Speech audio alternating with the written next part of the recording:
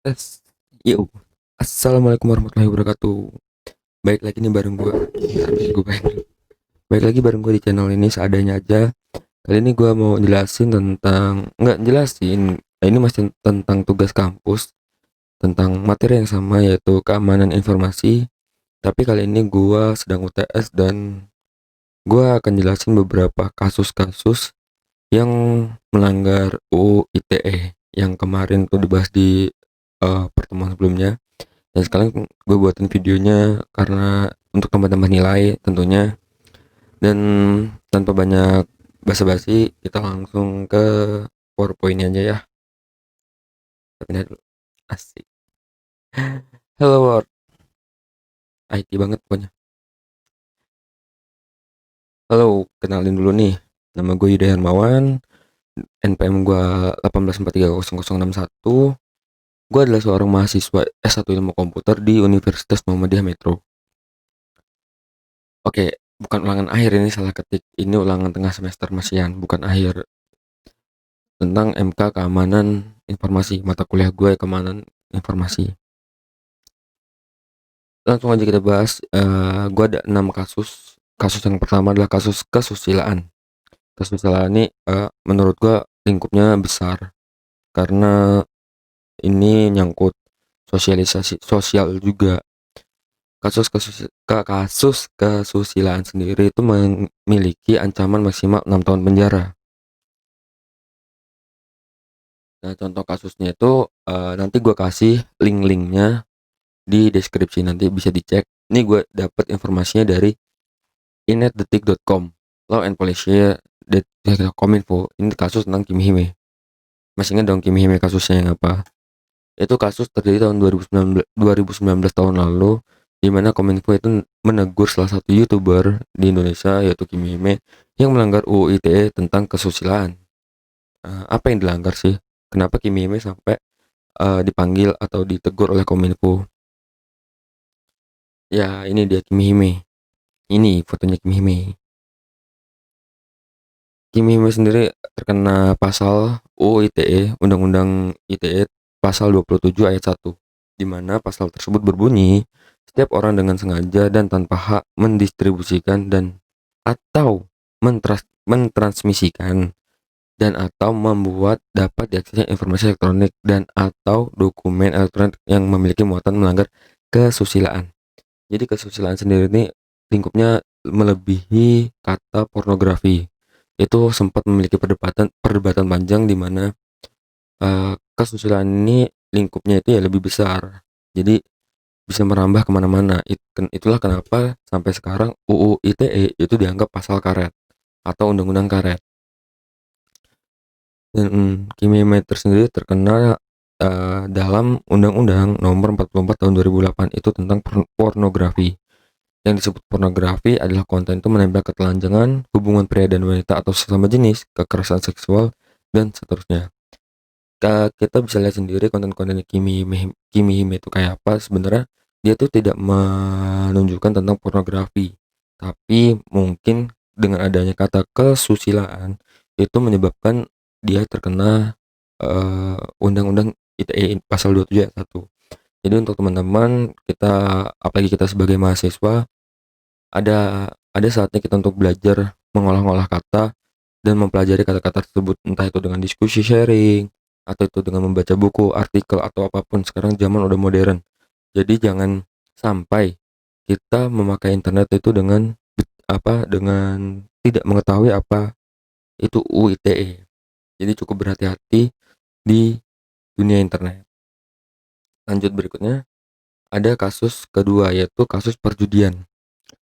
Ancamannya maksimal 6 tahun penjara. Nah, kasus perjudian apa yang ada di internet?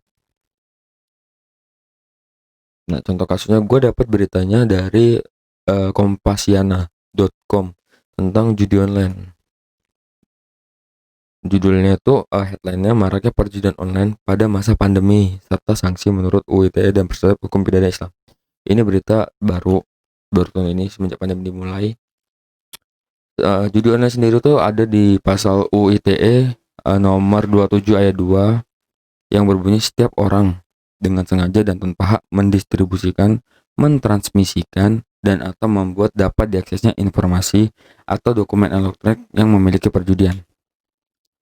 Sanksi perjudian sendiri itu diatur dalam pasal 45 ayat 2 tahun 2019 atau 2016 UU 19 2016, yaitu setiap orang dengan sengaja, yaitu tadi sudah disebut di atas, dengan pidana maksimal 6 tahun penjara dan denda sebanyak paling banyak 1 miliar. Jadi gini, judi online itu kayak kita dapat website-website poker. Poker adalah salah satu jenis judi online yang menurut gue banyak banget di Indonesia. Lu bisa jadi donatur, lu bisa jadi pemain. Di poker online, kalau menurut gue, di poker online sendiri yang gue paham, poker online sistemnya ya lu main poker, main kartu. Hasilnya lu bisa deposit lagi untuk main atau lu bisa tarik ke bank. Itu yang marak sekarang judi online. Karena gini, kalau kita main judi di dunia nyata gitu ya, digerebek polisi ya, dengan kita di rumah pandemi pun kita masih bisa berjudi. Jadi hati-hati aja kalau menemukan website seperti itu. Jangan join, jangan main, jangan disentuh atau jangan diklik. Hindari, takutnya kita bisa dilacak saat kita sedang asik-asiknya bermain atau apapun tuh, dilacak dan tahu-tahu kita ditangkap padahal kita nggak ngapa-ngapain, kita nggak keluar rumah, tapi kok kita ditangkap. Nah itu mungkin salah satunya judi online, kena UU ITE.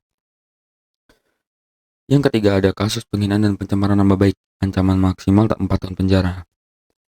Gue ngambil contoh kasus yang ya masih pandemi ini, itu tenar. Gue ngambil dari website regionalkompas.com. Ini kasus Jering SID yang kemarin itu. Kasus pencemaran baik, Jering SID jadi tersangka. Headline-nya kayak gitu. Siapa sih Jering SID? Jering SID itu sebenarnya musisi, cuma dia kayak relawan COVID di Bali. Jering sendiri terkena pasal 27 ayat 3 yang dimana isinya itu setiap orang yang dengan sengaja dan tanpa hak mendistribusikan atau mentransmisikan dan atau membuat dapat diaksesnya informasi elektronik dan atau dokumen elektronik yang memiliki muatan penghinaan dan atau pencemaran nama baik. Pidana paling lama 4 tahun penjara dan atau denda paling banyak 757 juta rupiah. Hampir ya lebih setengah M lah. Jering sendiri terkena pasal ini saat dia menegur atau komplain atau apa itu di sosial media, melalui jejaring sosial media yang menyinggung IDI Bali, itu kalau nggak salah Ikatan Dokter Indonesia Bali yang ada di Bali. Pokoknya kalau kalian mengikuti berita pandemi dari dari Maret sampai sekarang, kalian pasti tahu kasusnya Jering SID ini, karena kasus ini tuh udah sampai seluruh Indonesia tahu. Jadi tanpa udah nggak usah dijelasin banyak lagi, ini ada salah satu kasus contoh pencemaran nama baik.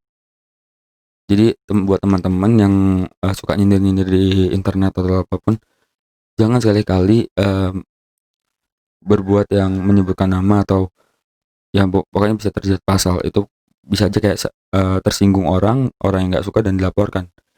Ya lumayan 4 tahun penjara kan maksimal ya. Yang berikutnya ada kasus pemerasan dan pengancaman. Ancamannya maksimal 4 tahun penjara.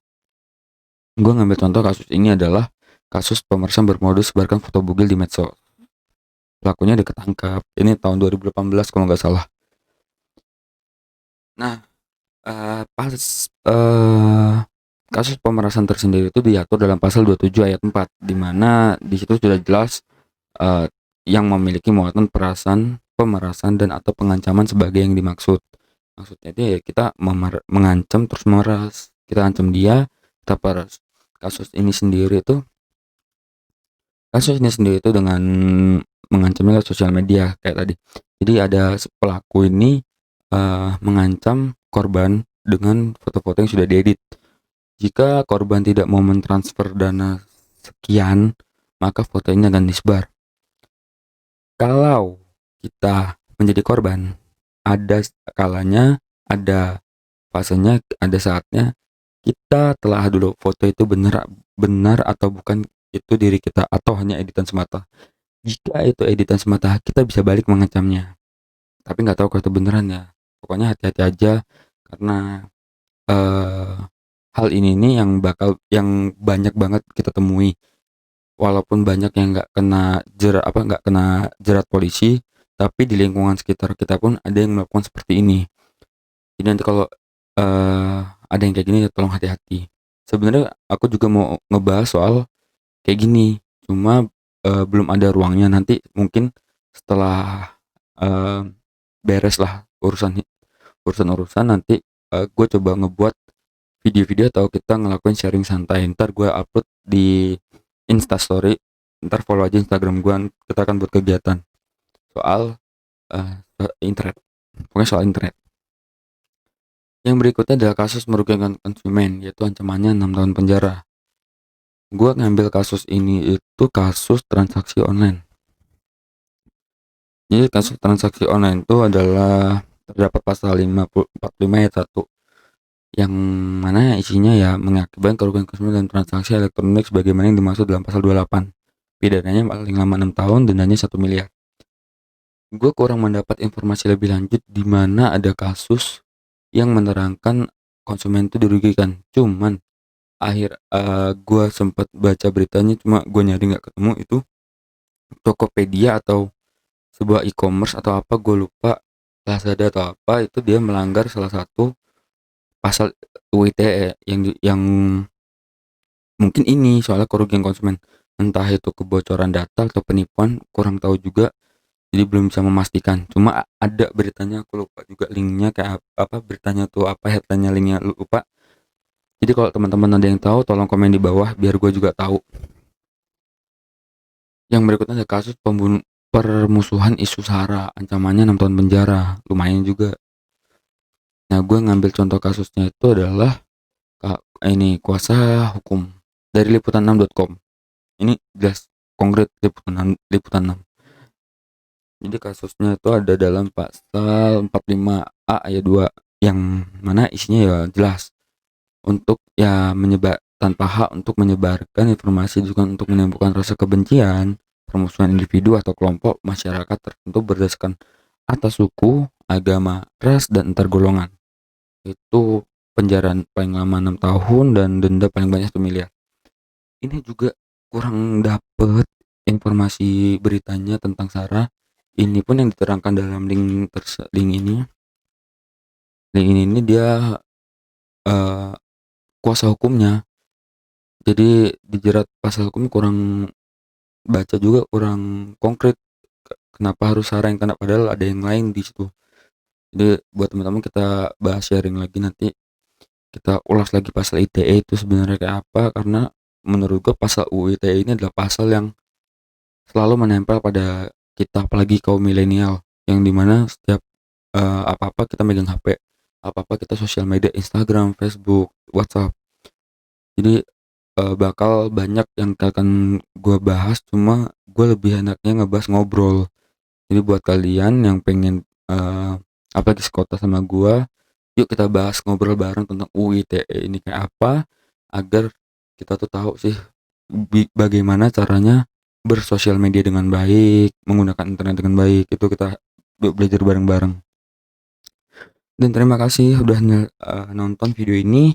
Jika kamu punya pertanyaan tolong di follow Mamang FP, itu Instagramku.